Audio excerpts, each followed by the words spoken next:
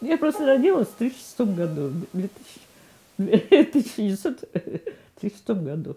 Фамилия Дзю Генриетта Николаевна. У меня папа и мама были чистые корейцы.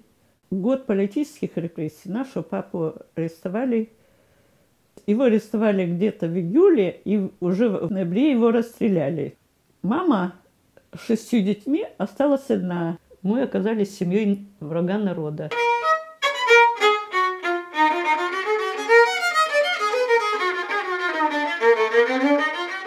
Нас было 7 человек без папы. Жили в 10 квадратных метрах. Нас переселили из двухкомнатной квартиры папиной. Так, конечно, мы не помещались в этой комнате. И кровать стояла одна железная на всех. Если мама там спала, значит, все дети остальные спали на полу. А вот этой маленькой девочке, которая родилась уже, по-моему, даже уже, может быть, и папы не было, спала она в чемоданчике. И ночью она завозилась, и, видимо, крышка закрылась. И она, конечно, там задохнулась. Утром ребенка уже не было.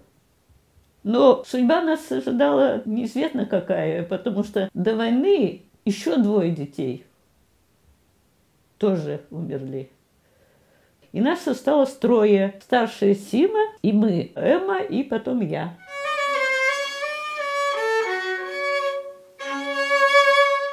Помню, как наша старшая сестра где-то повезло ей, достала большую рыбину. И эту рыбину она спрятала от нас. Мы даже не знали с другой сестрой, что она есть. В комнате было очень холодно. Там буквально замерзало все. А вот в коридоре, где вода стояла, вода превращалась в лед. Сестра спрятала эту большую рыбину под кровать, завернув ее хорошо-хорошо в бумагу. И эта рыбина тоже замерзла. Мы эту рыбину нашли. Но поскольку мы ее никак не могли ни разрезать, ни откусить, мы ее начали потихонечку грызть. В общем, когда сестра все-таки решила достать эту рыбину, мяса, наверное, уже не было. Был, наверное, только остов рыбий.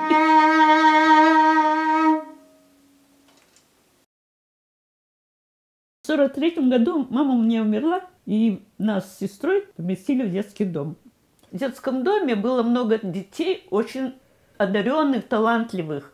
И один из них учился в музыкальной школе по классу скрипки. У него был педагог, и он попросил Вейка, чтобы он присмотрел ребенка, который вот обладает музыкальными способностями и хорошо учится.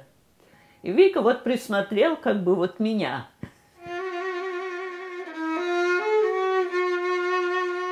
Несколько нас детей, 2-3 детей, повели на комиссию для прослушивания нас на предмет приема в школу. Мы ничего не знали, каков результат нашего прослушивания.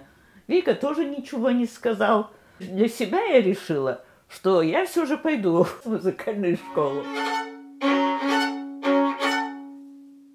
Пришла я 1 сентября, а наш детский дом находился на окраине города, примерно 3,5 километра от этой музыкальной школы. Но я все же преодолела этот путь, транспорта там никакого не было, добраться до школы можно было только своим ходом. Пришла, и дежурная учительница спрашивает меня: «Девочка, ты куда?» А я говорю: «Я в 3 класс». Она говорит: «А как же, только в 1 класс приходят новые ученики?»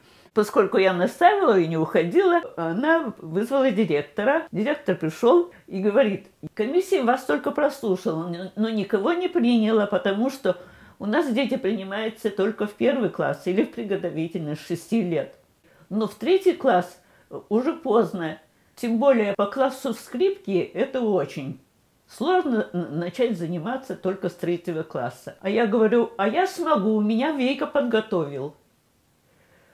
Ну вот, тогда директор развел руками и сказал: «Ладно, Любовь Петровна, возьмите ее к себе, посмотрим, что из нее будет».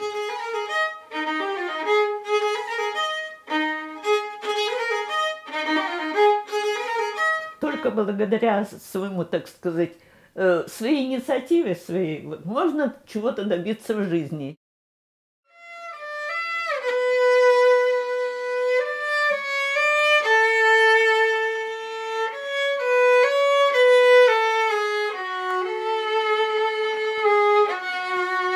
чудеса бывают иногда.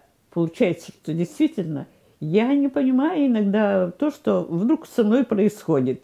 Почему получилось так, что когда я уже работала, я должна была уже идти в отпуск через 2 года моей работы. У меня был уже билет на самолет и путевка. И вот-вот я должна была улететь. И вдруг приходит сообщение из университета, где я играла в скрипичном ансамбле, что я должна явиться для того, чтобы начать готовиться к поездке на концерт в Москву. Потом оказалось, что ни на кой съезд мы не едем. Отпуск мой, потерянный отпуск, к счастью, компенсировал университет. Он мне выдал путевку, но уже не на юг, а вдруг на Рижское море, пансионат Майри в Юрмале. И вот это оказалось, что это поворот в моей судьбе. Я встретила там своего будущего мужа, моего Евгения Ивановича Кирюшкина. Вот на удивление, да? Встречи, причем в течение 24 дней он постоянно приходил. И приходил не только на танцы, я приходил, уже знал, где я живу, в каком корпусе, в какой комнате. Сидела где-то, книжку читала или гуляла, он и там меня находил. Он все делал для того, чтобы меня отградить от всех остальных. Поскольку я ростом была маленькая, он руки поднимал вверх, и вот так, опираясь на стену, да, стоял, полностью закрыв меня. И я как бы была совершенно не видна для зрительного зала, а видна только ему. И следующий танец, конечно, доставался тоже ему. Ну, обменялись адресами, и потом началась переписка. Потом мы ездили друг к другу. Он мне такие письма писал. За всю жизнь он мне столько писем не написал, сколько он мне писал туда. Он мог через день, через 2 писать.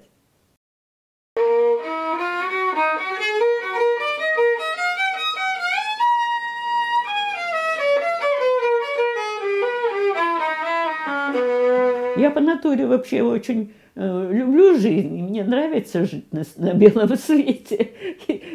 Мне все нравится, мне всегда все хочется, мне всегда новое что-то, вот мечты какие-то новые, какие-то желания новые. Я никогда не останавливаюсь на чем-то вот одном, потому что сейчас у меня времени абсолютно нет, потому что у меня с самого утра до самого вечера у меня полностью день заполнен. Из-за того, что я живу по плану. Мне все, вот чего я хочу, у меня все записано.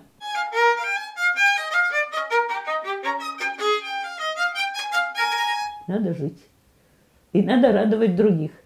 И никогда не думать, что ты никому не нужен. Ты сам себе нужен. Сам себе. Это главное.